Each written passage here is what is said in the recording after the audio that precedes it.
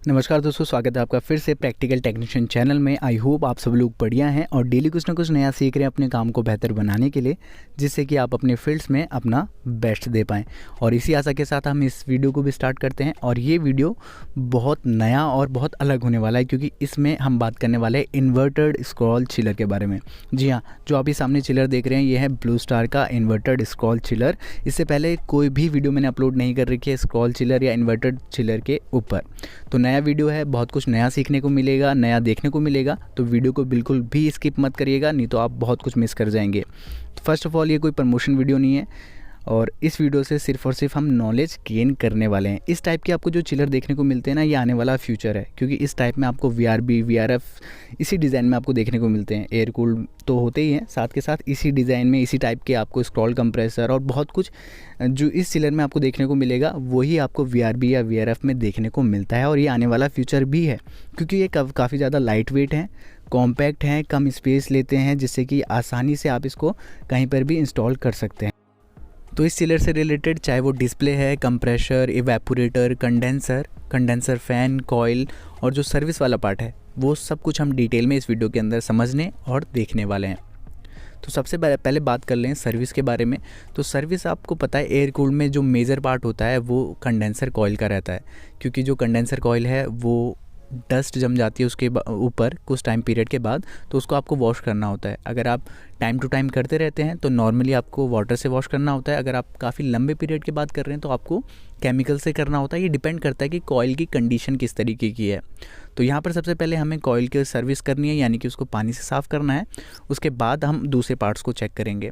बात करें इसके डिज़ाइन की, तो इसका डिज़ाइन मुझे बहुत ही अच्छा लगता है, क्योंकि ये वाई टाइप के शेप में है, या जो वाई लेटर होता है इंग्लिश में उसकी तरह दिखता है। ऊपर वाला जो पार्ट है थोड़ा चौड़ा है और जो नीचे वाला पोर्शन है जहाँ पर कंप्रेसर लगे हैं वहाँ पर आपको थोड़ी सी जो चौड़ाई है वो कम देखने को मिलती है और काफ़ी ज़्यादा कॉम्पैक्ट है। मैंने ये पहले भी बताया था आपको, आप यहाँ पर देख भी सकते हैं इसकी जो चौड़ाई है वो काफ़ी कम आपको देखने को मिल रही है। फ्रंट साइड पे आपको कुछ इस तरीके का पैनल देखने को मिलता है, जहाँ पर आपको ऊपर की तरफ डिस्प्ले देखने को मिलती है। जो अभी आप ब्लू स्टार का टैग देखेंगे उसी के जस्ट नीचे आपको डिस्प्ले देखने को मिल जाती है। सब फ्रंट साइड पे एक इमरजेंसी स्टॉप बटन देखने को मिलता है, जिससे कि आप अगर कभी इसको इमरजेंसी स्टॉप में ऐसी कंडीशन आ जाए जब आपको तुरंत बंद करना हो, तो आप उस इमरजेंसी स्टॉप बटन है उसको घुमा सकते हैं या रोटेट कर सकते हैं और चिलर को एकदम से शट डाउन कर सकते हैं। और इस पैनल को खोलते ही आपको इसकी जो PCB है या जो मदरबोर्ड है, VFD है, उससे रिलेटेड पार्ट देखने को मिल जाता है। जो कंट्रोलिंग वाला पार्ट है वो देखने को मिल जाता है। तो जो सर्विस है, चाहे आप वाटर कूल की कर रहे हैं या एयर कूल चिलर की कर रहे हैं, उसके अंदर इलेक्ट्रिकल और जो इलेक्ट्रॉनिक्स वाला पार्ट है वो भी आता है। उसमें आपको कनेक्शन को टाइट करना होता है। जो पार्ट ख़राब हो चुका है उसको रिप्लेस करना है और जो पार्ट ख़राब होने वाला है उसको भी रिप्लेस करना होता है, क्योंकि आगे चल के कोई दिक्कत चिलर के अंदर नहीं देखने को मिले। तो जैसे मैंने बताया इसका डिज़ाइन काफ़ी ज़्यादा अच्छा मुझे लगा, क्योंकि कम जो स्पेस में है आसानी से इंस्टॉल किया जा सकता है। इसके मुकाबले अगर आप जो पुराने एयर कूल्ड स्क्रॉल चिलर देखेंगे उनमें आपको काफ़ी बल्कि और काफ़ी ज़्यादा स्पेस घेरने वाला चिलर देखने को मिल जाता है। तो यहाँ पर VFD आपको देखने को मिलती है, वेरिएबल फ्रीक्वेंसी ड्राइव, क्योंकि मैंने आपको बताया इसमें आपको इन्वर्टेड स्क्रॉल चिलर देखने को मिलता है। अब बात करें स्क्रॉल चिलर की, तो स्क्रॉल चिलर इसमें आपको 3 देखने को मिलते हैं। ये डिपेंड करता है आपको किस तरीके का चाहिए, क्योंकि इसमें मेरे ख्याल से 6 कंप्रेसर तक आप देखने को मिल सकता है। अगर वो डिमांड पे डिपेंड करता है कि किस तरीके का आपको चिलर चाहिए। तो यहाँ पर आपको 2 स्क्रॉल कंप्रेसर वाला चिलर देखने को मिलेगा, 3, 4, 6 तक जाएगा एयर कूल्ड के अंदर।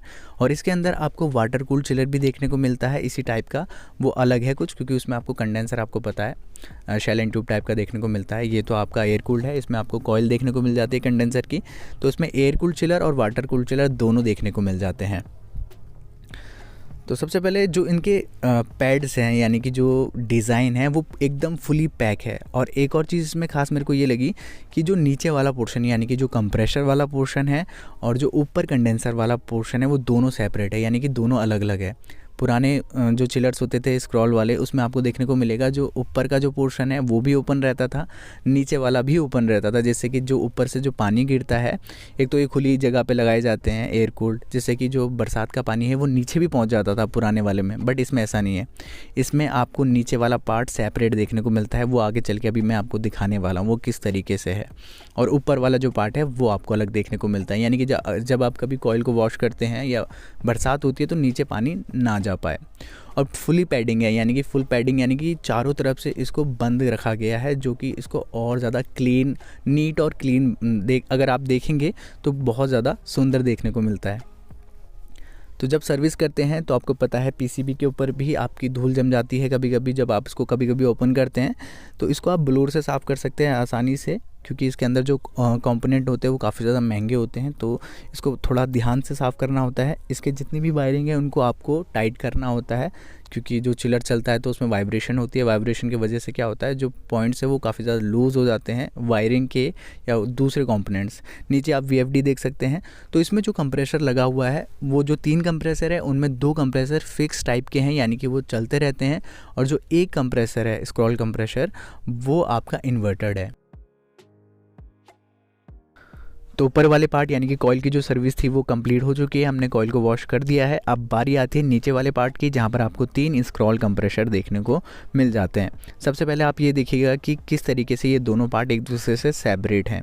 चारों तरफ से आपको पैडिंग देखने को मिलेगी। इसके अंदर आपको इवेपोरेटर, कंप्रेसर के connection, expansion valve, dry core, जितने भी सेंसर वाले पार्ट हैं वो सब नीचे देखने को मिलेंगे। यहाँ पर आप ऊपर की तरफ देख सकते हैं एक पैडिंग दी गई है, जिससे कि आप ऊपर वाले पार्ट को अलग कर सकते हैं और नीचे वाले पार्ट्स को अलग देख सकते हैं, या ये एक दूसरे से अलग हैं। ये इसका आपका स्क्रॉल कंप्रेसर है, जिसमें 2 स्क्रॉल कंप्रेसर आपके फिक्स टाइप के हैं और एक आपका इन्वर्टेड है। तो यहाँ पर आपको कुछ कॉपर ट्यूबिंग देखने को मिल जाती हैं, जो कि कंप्रेसर और इवेपोरेटर को आपस में कनेक्ट करके रखती है। एक्सपेंशन वाल्व, ड्रायर कोर, इन सब को आपस में जोड़ के रखती है।